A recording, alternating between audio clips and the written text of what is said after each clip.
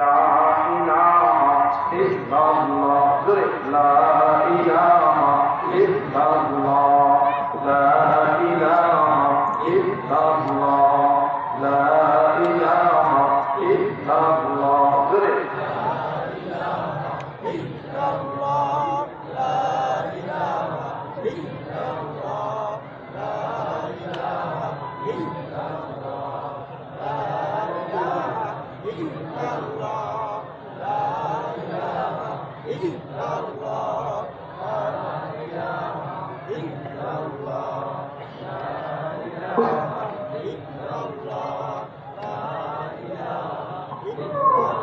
لا إله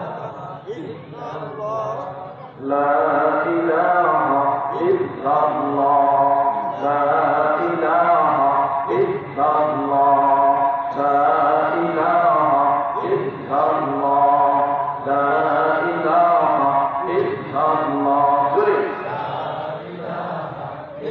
الله لا إله إلا الله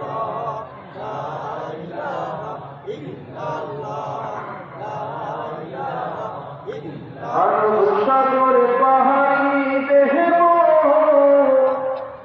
নাই যে আমার তোহরি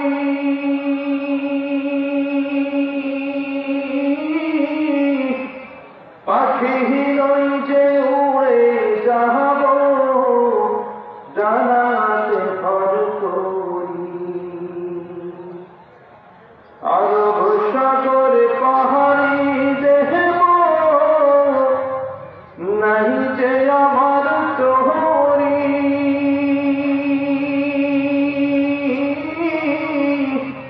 পাখি নই যে উড়ে যাব জানাতে ভর করি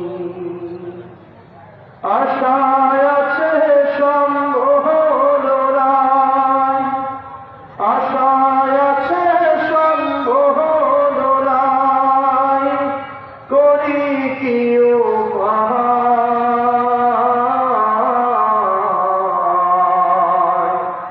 মনে বড় আশা ছিল যাব মদিনায়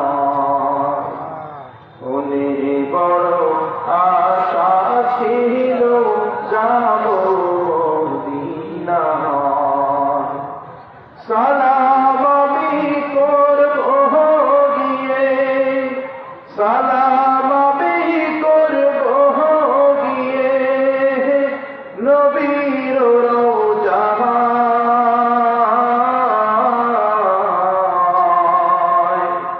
মনে বড় আশা ছিল যাব মদিনায় মনে বড় আশা ছিল যাব মদিনায় সকলেই জোরে সরে চিৎকার করে বলেন আল্লাহু আকবার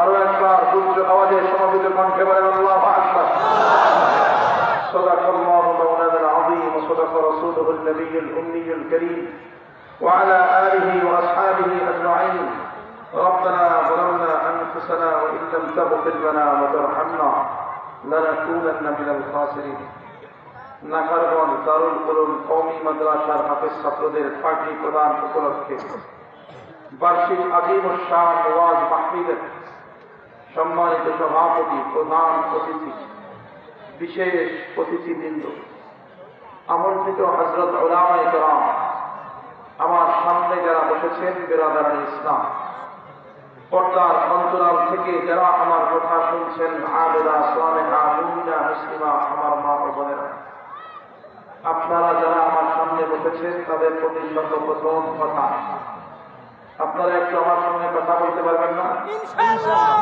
হয় না একজন বলছে সামনে থেকে আর কেউ বলবেন সবাই বলেন ইনশাআল্লাহ ওয়াজ মাহফিলের এই ময়দান কথোপকথনের ময়দান বক্তারও যেমনিভাবে বলতে হয় শ্রোতারও তেমনিভাবে বলতে হয় যদি শুধু বক্তা একাকি কথা বলে কোন বিষয়ে আলোচনা করতেছে শ্রোতা শুধু শুনতে থাকলে বুঝতে পারে শুধু শুনতে হয় না পাশাপাশি কিছু জবাব দেওয়া লাগে তাই পারলে একটা মায়ের আমার থেকে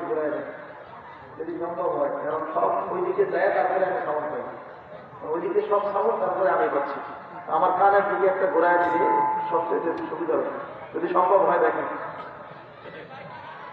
তাহলে খেয়াল করেন, আপনি খেয়াল করেন, আমার দিকে খেয়াল করেন। একটু কষ্ট হবে, আমার কষ্ট হবে, আপনাদের শুনতে কষ্ট হবে, যেহেতু মাইক সেটিং হয় না। মাইক ভালো, মাইক খারাপ না, মাইকের সেটিং শিখে নেন, এখানে মাহফিল করতে যাবেন। এই মাইক যে লম্বা মাইক আছে এইগুলারে অর্ধেক করবেন, অর্ধেক কইরা একটা এইরকম 20 হাত ধরে এই পাশের সাথে একটা বক্তার কানের দিকে ঘুরাই দিবেন, আর একটা 20 হাত ধরে ওই পাশের সাথে বক্তার কানের দিকে ঘুরাই দিবেন। মাইকের শুধু নিচের অংশ, যদি সাউন্ড বক্স না থাকে, সাউন্ড বক্স থাকলে ভিন্ন কথা, সাউন্ড বক্স না থাকলে লম্বা দিয়ে চুঙ্গা মাইকগুলো যেগুলো বলে লম্বা মাইক, ওইগুলো শুধু নিচের অংশটারে ঘুইলা এইদিকে একটা দিবেন, এইদিকে একটা দিবেন, দেখবেন সাউন্ড দিয়ে আর কোনো সমস্যা হবে না। যেখানে মাহফিল করতে চান এটা করবেন। তাহলে খেয়াল করেন, আমার দিকে খেয়াল করেন, ওয়াজ মাহফিলের এই ময়দানগুলো কথোপকথনের ময়দান, বক্তারও বলা লাগে, শ্রোতারও বলা লাগে। যদি শুধু শ্রোতা একা একা শুনতে থাকে চুপচাপ হবে, তাহলে একটা সময় চুপচাপ হয়ে থাকার কারণে ঘুম এসে যায়, কারণ শয়তান তো লেগে থাকে। আর বক্তা যদি শুধু বলতেই থাকে কোন বিষয়ে আলোচনা করেছে, বক্তার ভিতরে একটি আমি ভাব চলে আসে, শ্রোতাও বোঝে না, বক্তা একা একা কথা বলা যায়, শ্রোতাও বোঝে না কোন বিষয়ে আলোচনা হচ্ছে। একটু ঘুমে নেই, অথবা অনেক মনোযোগ পরিমাণে তাহলে এই ধরনের লাভ হবে। মনোযোগ যদি থাকে অন্যদিকে, এই বয়ান সেটা লাভ হবে। এই জন্য যেখানেই বয়ান শুনতে চান চিন্তা করবেন, কয়টা ধরে বলেন, কয়টা এক নম্বর ভালো করে শুনবেন, কি করবেন, ভালো করে শুনবেন। 2 নম্বর হলো শোনার পাশাপাশি তাহলে 1 নম্বর ভালো করে শুনতে হবে, 2 নম্বর বুঝতে হবে, 3 নম্বরের কাজ হলো আমল করবে। কাজ কয়টা? 3টা। 1 নম্বর কি করা? শোনা, ভালো করে শোনা। 2 নম্বর বোঝা, বুঝতে হবে, বোঝা। 3 নম্বর আমল করা। এই 3টা কাজ করতে পারলে এই মাহফিল হবে। আর যদি এই 3 কাজ করা না যায় তাহলে এরকম 100 মাহফিল করা হলো না।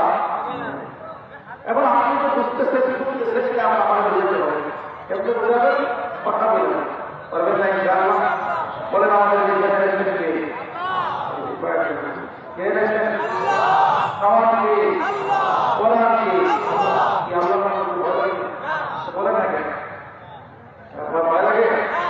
এখন তো ভয় করতে ভয় লাগা কি আছে, একটু বলেন না, স্বীকার করে বলেন নাকি আমাদের রবকে, আমাকে, কোরআনকে চোখ দিয়ে দেখার তৌফিক দিয়েছেন কে, কান দিয়ে শোনার তৌফিক দিয়েছেন কে, জমিন ও আসমানের একচ্ছত্র মালিক একমাত্র কে। সব তুমি আল্লাহ রাব্বুল আলামিন শুকরিয়া আদায় করবো।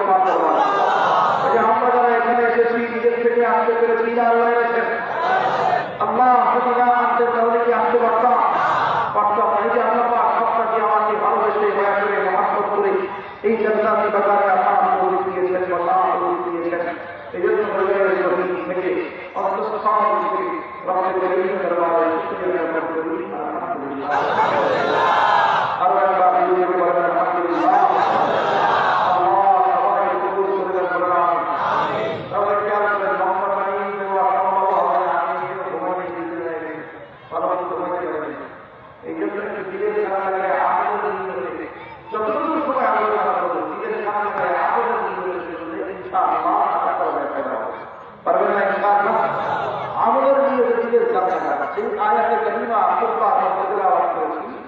আল্লাহ রাব্বুল আলামিন সেই আয়াতের মাধ্যমে তোমরা দুনিয়াবাসীকে বুঝায় দিয়েছেন, দুনিয়াবাসী তোমাদের মধ্যে যাদেরকে জীবন দেওয়া হয়েছে, জান দেওয়া হয়েছে, যাদেরকে প্রাণ দেওয়া হয়েছে, এক কথায় যাদের জীবন আছে, তাদের সবারই একটি মৃত্যু বরণ করতে হবে। মৃত্যু ছাড়া দুনিয়াতে কেউ থাকতে পারবে, আজীবন থাকতে পারবে, চাই সে মানুষ হোক, চাই সে প্রাণী হোক, এক কথায় যার প্রাণ আছে একদিন তার আল্লাহর কাছে ফিরে যেতে হবে। আল্লাহ রাব্বুল আলামিন জানায় দিয়েছেন, যাদের জীবন আছে একদিন তাদের মৃত্যুবরণ করতে হবে। মৃত্যুবরণ তো করতেই হবে, বেঁচে থাকার কোনো অপশন নেই। হায়াতের জিন্দেগি একদিন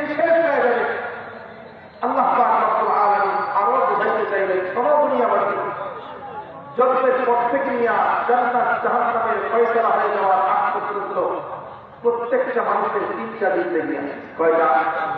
আবার বলেন কয়টা? তিনটা জিন্দেগি। এক নম্বর জিন্দেগি হলো হায়াতের জিন্দেগি, যেই জিন্দেগি অল্প সময় থাকে, বেশি থাকে না। যেমন কারো হায়াত 50 বছর, কারো হায়াত 60 বছর, কারো 80 বছর, সর্বোচ্চ 100 বছর। 100 বছরের মানুষ এখন বুঝে পাওয়া যায় না। তাহলে হায়াতের জিন্দেগি হলো প্রথম জিন্দেগি। এই জিন্দেগি টাইমটা, সময় সীমাটা বড় ছোট, সর্বোচ্চ 100 বছর। দ্বিতীয় জিন্দেগি হলো কবরের জিন্দেগি। কিসের জিন্দেগি বলেন? কবরের জিন্দেগি। কয় বছর বলেন? হিসাব করে যাবে অনন্তকাল। তৃতীয় নম্বরের জিন্দেগি হলো আসরের জিন্দেগি। কিসে? আসরের। কয় বছর? হ্যাঁ, অনন্তকাল। বুঝতেছেন তো আমার কথা? ভাষা বুঝতেছেন? শুদ্ধ ভাষায় বলি। তাহলে আমরা হিসাব করে দেখলাম হায়াতের জিন্দেগি সর্বোচ্চ 100 বছর। কত বছর? 100 বছর। হায়াতের জিন্দেগি 100 বছর। আর বাকি যে দুই জিন্দেগি আছে, কবরের জিন্দেগি এবং হাসরের জিন্দেগি, এই দুই জিন্দেগি অনন্তকাল। কথা বুঝাইতে পারবা? দুইটা জিন্দেগি কয় দিনের? অনন্তকালের। অনন্তকাল। এখন কবরের যে জিন্দেগি আছে, হাসরের যে অনন্তকালের জিন্দেগি আছে, ওই জিন্দেগিতে যদি আপনি ভালো থাকতে চান, আরাম আয়েশ কইরা কাটাইতে চান, তাহলে দুনিয়ার জিন্দেগিকে ব্যবহার করতে হবে। এই 100 বছর 80 বছরের জিন্দেগিকে ব্যবহার করতে হবে। কেমনে ব্যবহার করবেন? শুধু দুনিয়া অর্জনের পিছনে ব্যয় করে দিলে চলবে না। হায়াতের জিন্দেগিকে শুধুমাত্র টাকার পিছনে ব্যয় করলে চলবে না, শুধু ক্ষমতার পিছনে ব্যয় করলে চলবে না। বরঞ্চ আপনি টাকা অর্জন করেন, আপনি ইনকাম করেন, ব্যবসা করেন, অসুবিধা নেই। এগুলো জায়েজ বিষয়। ব্যবসা করার দরকার আছে, টাকার দরকার আছে, ইনকামের দরকার আছে। কিন্তু আল্লাহকে ভুলে যায় ইনকাম করা চলবে। আল্লাহকে ভুলে যায় ইনকাম করা চলবে। এখন হায়াতের জিন্দেগিতে যদিও বা আমাদেরকে ঈমানকে মজবুত করতে বলা হয়েছে, আমল করতে বলা হয়েছে, কিন্তু দেখা যায় এই হায়াতের জিন্দেগিটা আমরা শুধুমাত্র ইনকামের পিছনে ব্যয় করে দিচ্ছি। কেমনে উদাহরণ দিই?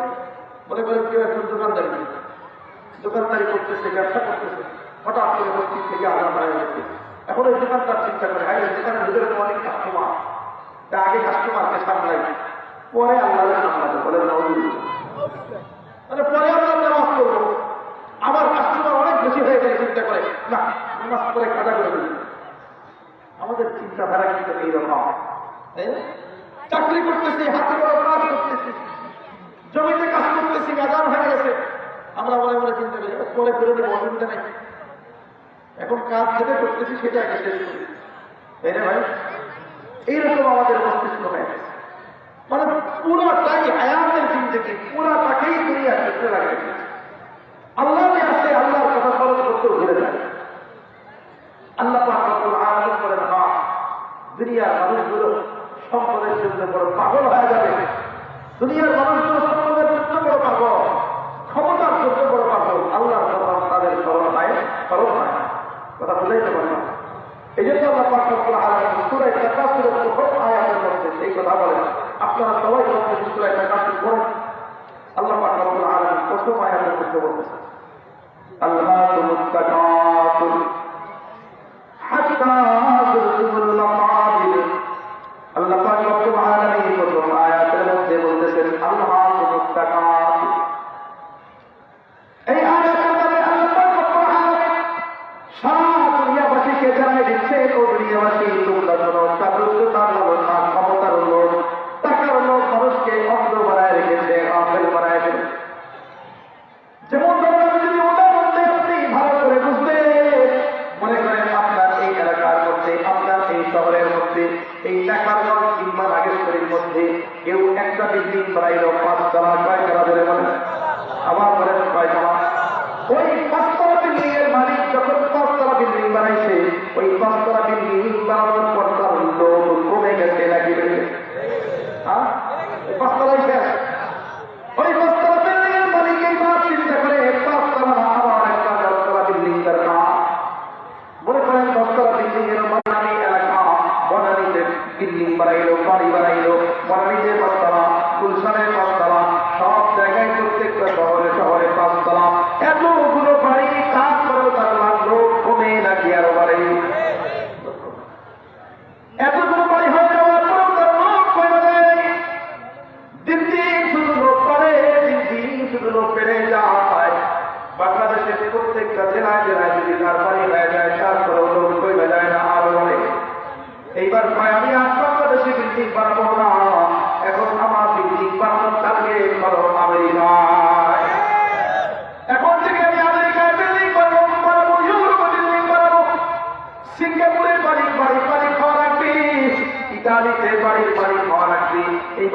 টার্গেট চলে যায় বিদেশে, তারপরে তার লোক কমে যায় না, দিন দিন শুধু তার টাকার লোক বাড়তে থাকে।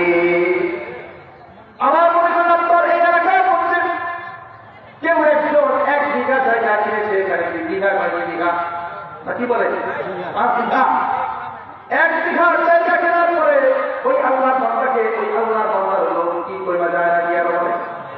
এইবার চিন্তা করে আমার নদীর পাশে আরো 1 বিঘা জায়গা আছে, ওই জায়গা কেনা যায়, 2 বিঘা হয়ে গেছে, তারপরে ওই সম্পদের লোক কইবা যায় না, জায়গার লোক কমে যায় না।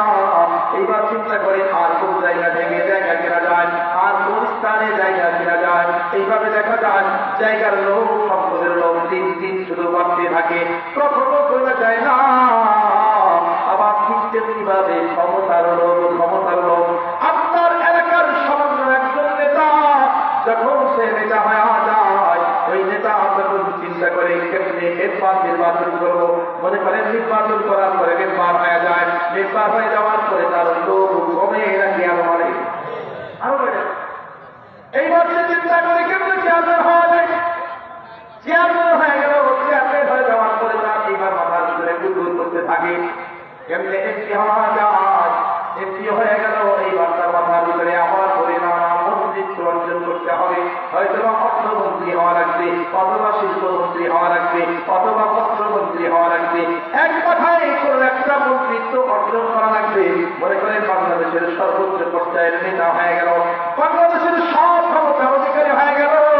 এইবার ওই লোকের প্রেরণা বাংলাদেশে থাকে না, ওই লোকের টার্গেট আর বাংলাদেশের মধ্যে সীমাবদ্ধ থাকে না।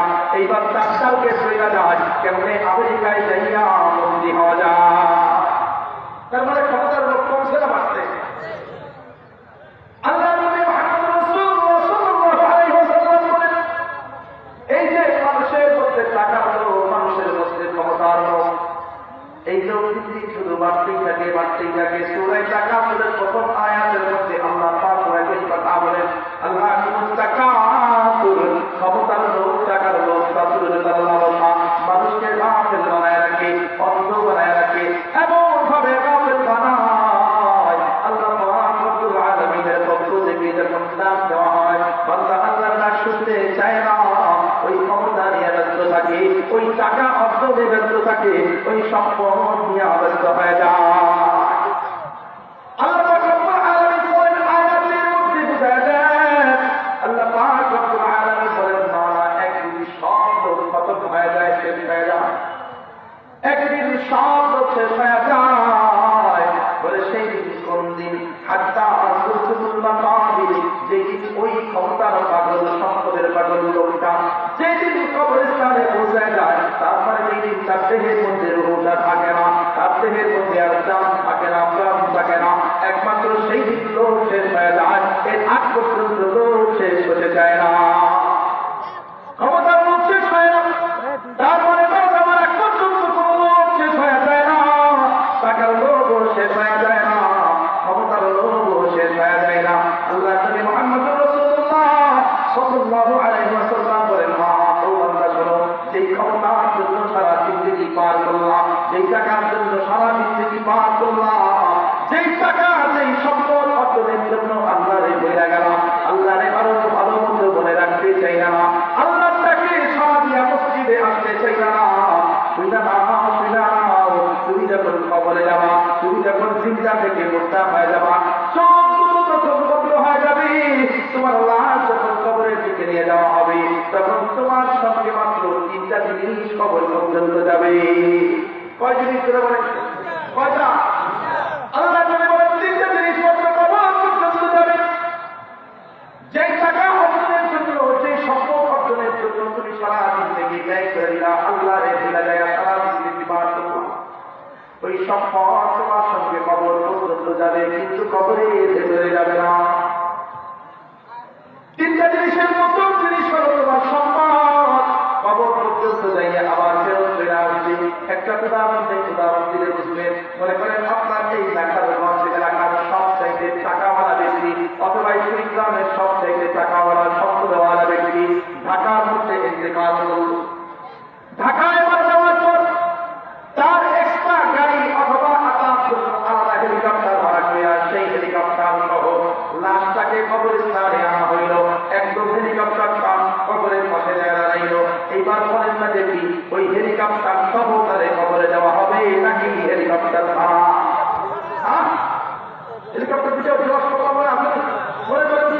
রাস্তার নিচে যাওয়া যাবে? গাড়িটার নিচে যাওয়া যাবে? গাড়ি হেলিকপ্টার মারলেন, কোটি কোটি টাকার সম্পদ তার আছে, কিন্তু দেখা যায় ওই কোটি কোটি টাকার 2 টাকা ওনার পকেটে কেউ দেবে না। আরে পকেটে দিতে কেমনে? কাপড়ের সেগুলো পকেটে নাই, কোনো পকেট নাই।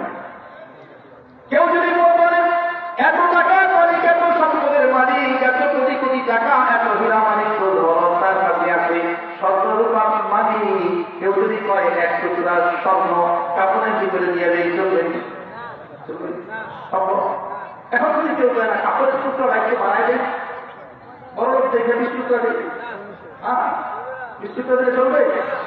তার মানে এত এত টাকা, এত পয়সা, এত সম্পদ, কিন্তু দেখা যায় তার কাপড় 3 টুকরা হয় না, কাপড় থাকে 3 টুকরা। ওই যে আপনার এলাকা সামান্য একজন দিন মজুর যে 100-200 টাকা ডেইলি দিন কাম করে, ওই দিন মজুর যখন কবরে যায় তখন তার কাপড়ের টুকরা কয়টা হয়? ধরে কথা কয়টা হয়? আর ওই বড় লোক সম্পদওয়ালা গাড়িওয়ালা বাড়িওয়ালা যখন কবরে যায় কাপড় কয় টুকরা হয়? ধরে কথা কয় টুকরা হয়? তার মানে বড় লোক আর গরিব কোনো ভেদাভেদ নাই, সেই কবরে যায় সম্পদ নিয়ে কবরে যাইতে পারে না।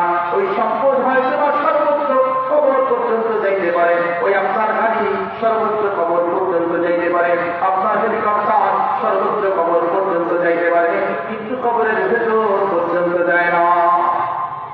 এই যে আপনি এত সুন্দর সুন্দর বাড়ি বিল্ডিং বানিয়ে রেখেছেন, বিল্ডিং এর মধ্যে সুন্দর করে এয়ার কন্ডিশন দিয়েছেন, এয়ার কন্ডিশনের ভিতরে আপনি আইসের বিল্ডিং কাটান, যদি চোখ দুটো বন্ধ হয়ে যায়, চোখ দুটো বন্ধ হওয়ার সঙ্গে সঙ্গে দেখবেন বাড়ির মালিক আর আপনি না, বাড়ির মালিক আর চোখ বন্ধ হয়ে যাওয়ার সাথে সাথে আপনার বাড়িটা নিয়ে ভাগাভাগি শুরু হয়ে যাবে। চোখ বন্ধ করে যাওয়ার সাথে সাথে আপনার বাড়িটা অন্যজনের হয়ে যাবে। এখন দেখবে অনেক বাড়ি পড়ে আছে, বাড়ির মালিককে খুঁজে পাওয়া যায় না। বিভিন্ন জায়গায় বড় বড় রাজবাড়ি আছে, 200 বছর হয়ে গেছে, 150 বছর হয়ে গেছে, 300 বছর হয়ে গেছে, রাজবাড়ি এখন পর্যন্ত অন্তত আছে, কিন্তু ওই রাজবাড়িতে তৈরি করেছে, ওই রাজবাড়িতে যে বাসিন্দা ছিল, ওই বাসিন্দারে আর খুঁজে পাওয়া যায় না, এমনকি তার নাম পর্যন্ত জানা যায় না। এই জন্য তুমি বলেন कैसे कैसे ताज ताजू बादशाह चल गए, वो पसीना वाला खाना शान शौकत क्या हुई, कैसे कैसी खूबसूरत रानियां शहजादियां, कैसे कैसे खूबसूरत रानियां शहजादियां, रंग बदन सब गल गया है, शिकल सूरत क्या हुई, यहाँ हम सब मुसाफिर हैं, कब्र आखिर ठिकाना, यहाँ हम सब मुसाफिर हैं, वही आखिर ठिकाना, कोई आगे रवाना नहीं, कोई पीछे रवाना, कोई आगे रवाना है, कोई पीछे रवाना। তুমি রাত্রে বলেন কত সুন্দর সুন্দর পালাখানা দেখলাম, কত সুন্দর সুন্দর বিল্ডিং দেখলাম। ওই যে আপনারাও দেখেন বড় বড় রাজবাড়ি, 200 বছর হয়ে গেছে, রাজবাড়ি এখন পর্যন্ত অন্তত আছে, কিন্তু রাজারে আর খুঁজে পাওয়া যায় না। কোন রাজা বসবাস করতো ওই রাজবাড়ির মধ্যে, কোন রাজা থাকতো সেই রাজার নামটাও খুঁজে পাওয়া যায় না।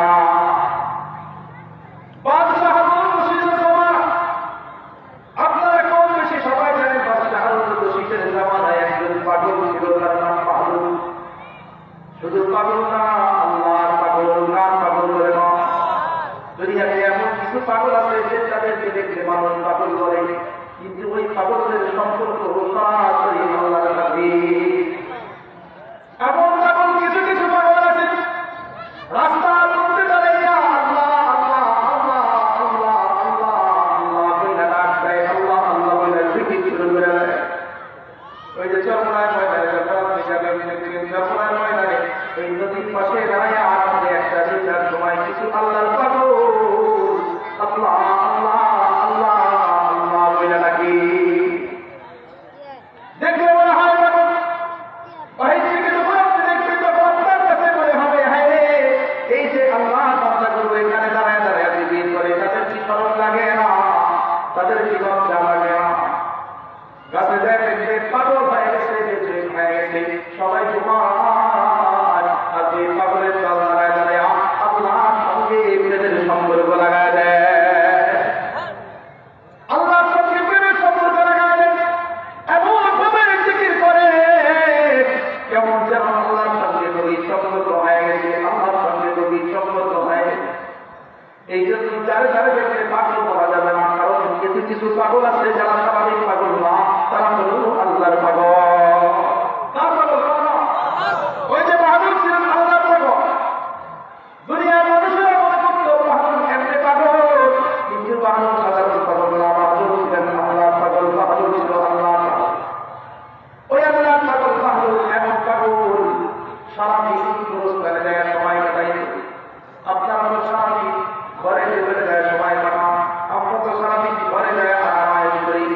বাহাদুর ঘরের ভিতরে থাকতো না, সকাল থেকে নিয়ে আবার পর্যন্ত কবরস্থানে থাকতো, রাত থেকে নিয়ে আবার সকাল পর্যন্ত ওই কবরস্থানে বসে থাকতো, কবরের পরে ঘোরাঘুরি।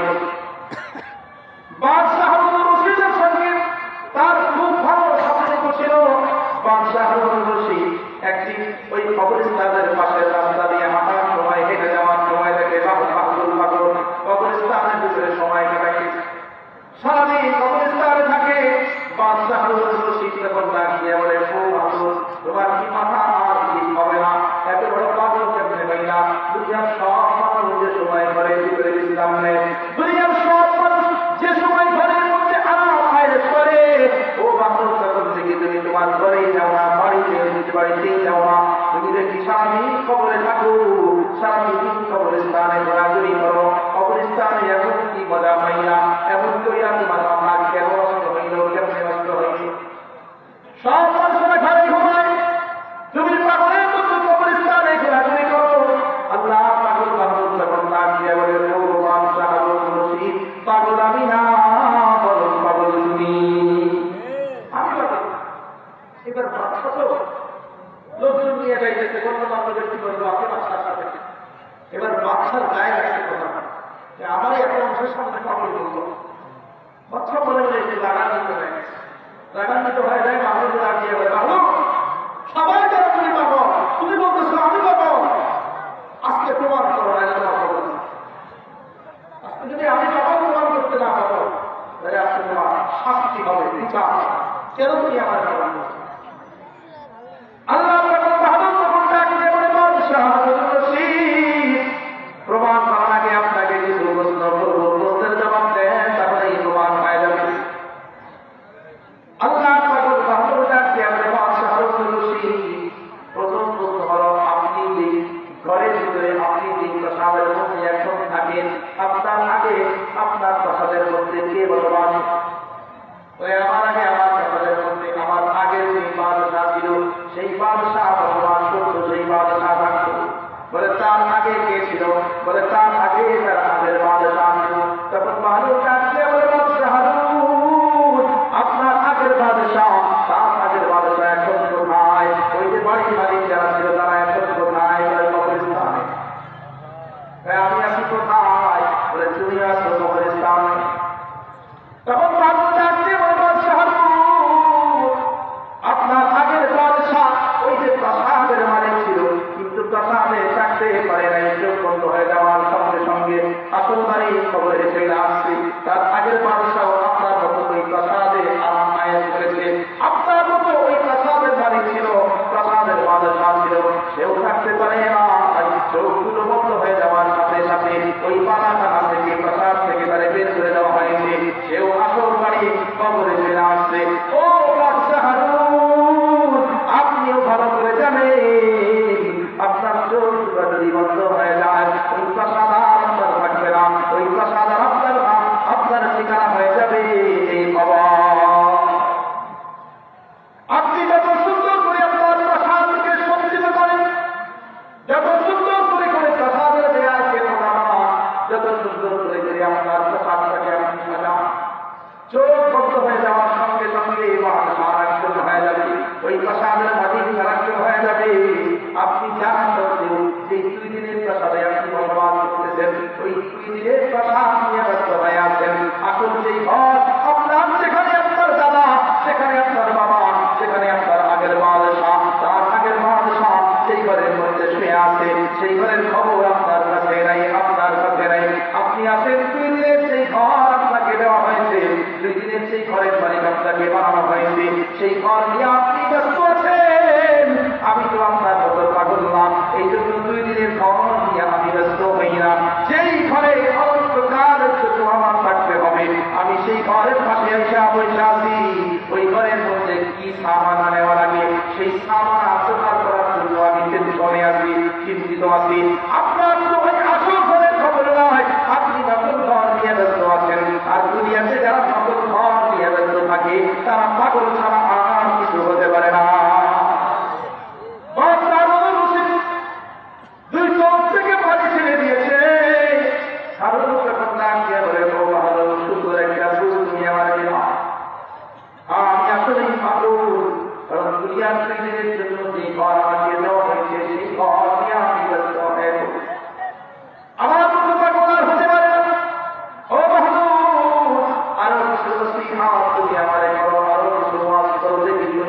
তুমি আরো কিছু নসিহত করো দেখি মানতে পারি কিনা।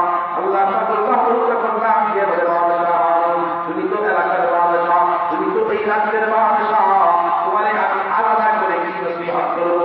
তোমার প্রতি শুধু আমার একটা নসিহত, সেটা হলো তুমি কোরআন অনুযায়ী রাষ্ট্র পরিচালনা করবা। কোরআন অনুযায়ী রাষ্ট্র কিন্তু রাষ্ট্র চাইছি তোমার কাছে, তোমার জন্য নসিহত হলো একটা কোরআন অনুযায়ী রাষ্ট্র পরিচালনা হতে পারে। এই কোরআন অনুযায়ী রাষ্ট্র পরিচালনা করার কারণে আল্লাহ পাক রব্বুল আলামিন তোমাকে জান্নাতি বানায়। যারা বলেন না সুবহানাল্লাহ। বাদশাহ বলছেন বহুত খুশি হয়ে গেলেন, বাহাদুরের এই নসিহত শুনে বড় খুশি হয়ে গেলেন। তার কি বলে, ও বাহাদুর, আমাদের যদি কেউ কোনো ভালো কথা শোনায় তাহলে আমি তারে কিছু উপহার দিই, তার কিছু চাওয়া পাওয়া পূরণ করে দিই।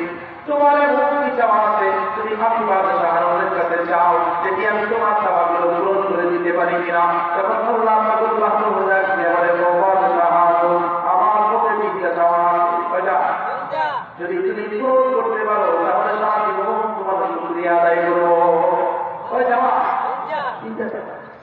বাদশাহ হারুন ডাকতে বলে, মাত্র তিনটা চাওয়া, কত ভালো আমার কাছে কত কিছু চাইও, আমি বাদশাহ হারুন ফিরাই দিই। কেউ সন্তান চায়, স্বর্ণ চায়, কেউ রূপা চায়, হীরা চায়, জবাব চায়, কেউ ফিরাই দিই না। কেউ টাকা চায়, মুদ্রা চায়, আমি বাদশাহ হারুনের দরবার থেকে কেউ কখনো ফিরা যায় না। এমন কি চাইবা পড়া দেখি তোমার প্রথম চাওয়াটা কি? তখন মানুষ ডাকতে বলে, বাদশাহ হারুন, আমার প্রথম চাওয়া হলো যখন আমার হায়াতের জিন্দেগি শেষ হয়ে যাবে, যখন আমার হায়াত শেষ হয়ে যাবে, তখন তুমি আমার হায়াত বাড়ানো,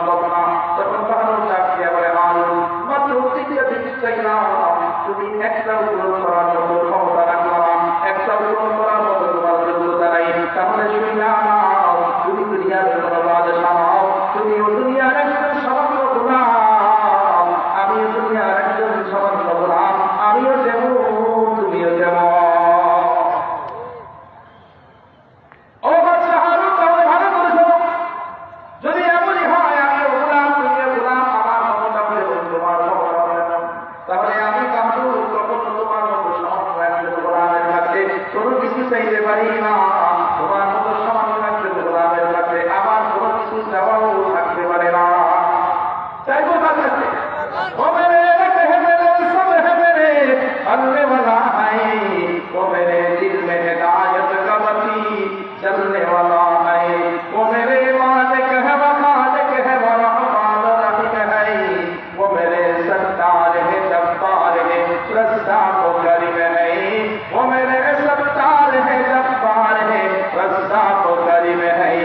अल्लाह अमर राम ए राबी अमर शाम, बोलें अल्लाह अमर राम ए राबी अमर शाम, दाम दाम दान बोले तारी उलुभाव, दाम दाम दान बोले तारी उलुभाव।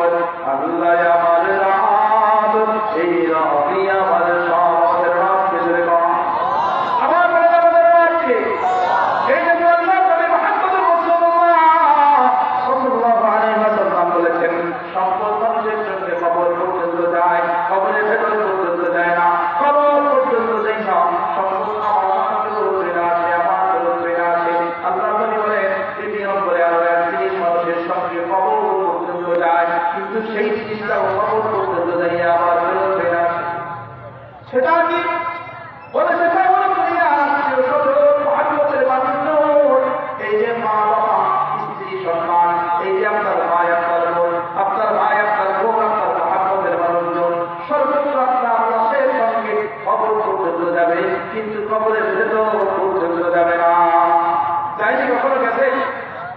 একজন মা তার সন্তানকে কেমন মহব্বত করেন, ছোট্টবেলায় মা ওই শিশুকে নিয়ে যখন টিকা দেওয়ার জন্য যায়, ডাক্তার যখন তার শরীরের মধ্যে ওই ছোট বাচ্চাটার শরীরের মধ্যে যখন সিরিঞ্জ ঢুকায়, ইঞ্জেকশন দেওয়ার জন্য যখন সুই ঢুকায়, দেখবেন বাচ্চা ব্যথা পাওয়া তো করে বিষয়, বাচ্চা ব্যথা পাওয়ার আগে কেমন যেন মায়ের শরীরের মধ্যে ব্যথা পাইবে না।